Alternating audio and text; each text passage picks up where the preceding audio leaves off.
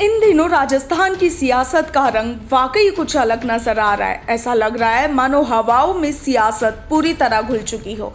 और ऐसा इसलिए क्योंकि राजस्थान में राज्यसभा का दंगल होने वाला है, और वो भी तब जब विधानसभा चुनाव भी बेहद करीब है। और जाहिर सी बात है कि जब जब चुनावों का समय नजदीक आने लगता है तब तब सियासत रफ्तार पकड़ने लगती है। अब ऐसा ही कुछ माहौल राजस्थान में भी बना हुआ है।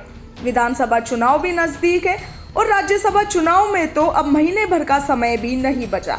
ऐसे में अब राजस्थान की सियासत भी अपने चरम पर है। सभी राजनीतिक पार्टियां अपना अपना हित साधने के पूरे प्रयास में लगी है। वहीं पक्ष विपक्ष और आरोप प्रत्यारोप का दौर भी लगातार जारी है।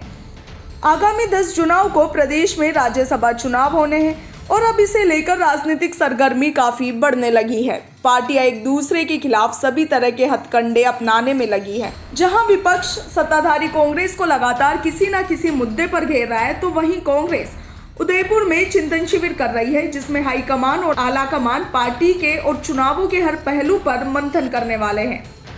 जाहिर सी बात है कि ये बात भी किसी से छिपी नहीं है कि जून 2019 से पहले सभी 10 राज्यसभा सीटों पर बीजेपी का कब्जा था, लेकिन जून 2019 में भाजपा के राज्यसभा सांसद मदन लाल सैनी के निधन होने के चलते ये सीट खाली हुई थी।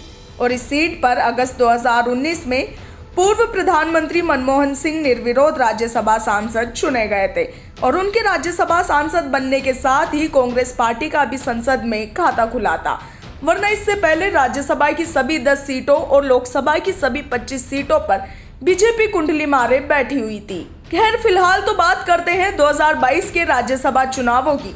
प्रदेश में राज्यसभा की 10 सीटों में से 4 सीटें आगामी 4 जुलाई को खाली होने वाली है। अभी तक इन चारों सीटों पर भाजपा के ओम प्रकाश माथुर, केजे अल्फोंस, रामकुमार वर्मा और हर्षवर्धन सिंह डूंगरपुर निर्वाचित हुए थे। यानी कि अभी तक इन चारों सीटों पर भाजपा ही काबिज थी। लेकिन साल 2018 में विधानसभा चुनावों में प्रदेश में बदली सत्ता के बाद इन 4 सीटों में से 2 सीटों पर कांग्रेस साफ तौर पर काबिज होने वाली है। इसके साथ ही एक अन्य सीट भाजपा की मानी जा रही है। ऐसा इसलिए क्योंकि 2018 के सत्ता परिवर्तन होने के बाद जब कांग्रेस काबिज हुई तो इसका प्रभाव भी साफ देखने को मिला। एक समय में सभी 10 की 10 सीटें भाजपा के पास थी, उनमें से 3 सीटें कांग्रेस के खाते में आ गई है और इन चुनावों के बाद कांग्रेस की राज्यसभा सीटों की संख्या में इजाफा भी होगा। असल में राज्यसभा चुनाव आनुपातिक पद्धति के मुताबिक इस बार 4 सीटें रिक्त। इस लिहाज से हर एक प्रत्याशी को जीत के लिए प्रथम वरीयता के 41 वोट चाहिए।